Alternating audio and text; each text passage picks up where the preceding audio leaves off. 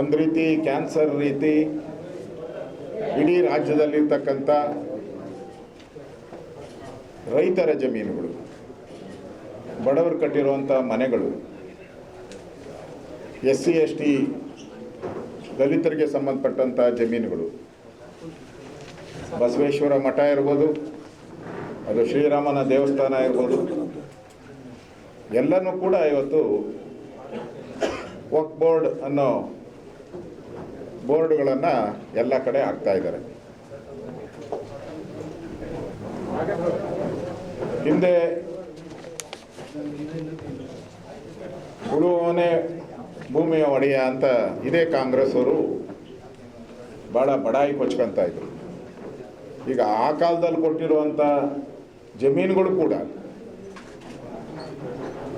ಮನಮೋಹನ್ ಸಿಂಗ್ ಅವರ ಏನು ಕಾಯ್ದೆ ಬಂತು, ಅದಾದಮೇಲೆ ಆ ಜಮೀನುಗಳು ಕೂಡ ಇವತ್ತು ವಕ್ಫ್ ಬೋರ್ಡಿನ ಆಸ್ತಿಯಲ್ಲಾಗುವಂಥ ಒಂದು ವ್ಯವಸ್ಥಿತವಾದಂಥ ಸಂಚನ್ನು ಇವತ್ತು ಕಾಂಗ್ರೆಸ್ ಮಾಡ್ತಾ ಇದೆ. ಇವತ್ತು ಮೈಸೂರಲ್ಲಿ ನಾನು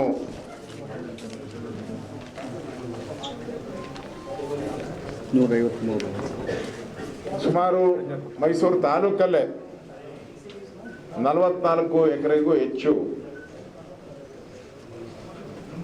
ನಮಗೆ ದಾಖಲೆ ಸಿಕ್ಕಿರೋದು, ಇನ್ನೂ ಜಾಸ್ತಿ ಇದೆ. ಇದು ಅಷ್ಟೂ ಕೂಡ ವಕ್ಫ್ ಬೋರ್ಡ್ ಹೆಸರಲ್ಲಿ ಆಗಿರೋವಂಥದ್ದು.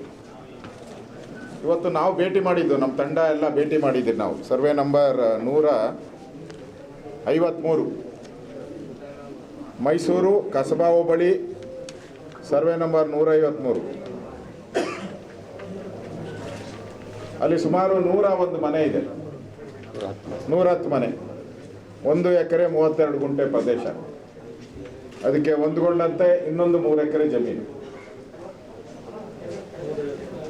ಅಲ್ಲಿ ಸುಮಾರು 40-50 ವರ್ಷಕ್ಕೂ ಮೇಲ್ಪಟ್ಟು ಹಿಂದುಳಿದ ಜನಾಂಗದವರು ಅಲ್ಲಿ ವಾಸ ಮಾಡ್ತಾ ಇದ್ದಾರೆ. ಅದರಲ್ಲಿ ಹೆಚ್ಚು ಕುರುಬರೇ ಇದ್ದಾರೆ.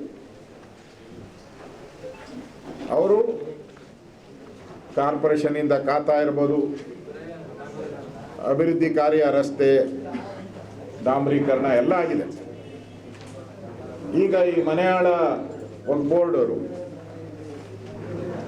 ಅದನ್ನು ನಮ್ಮದು ಆಸ್ತಿ ಅಂತೇಳಿ ನೋಟಿಸ್ ಕೊಟ್ಟಿದ್ದಾರೆ.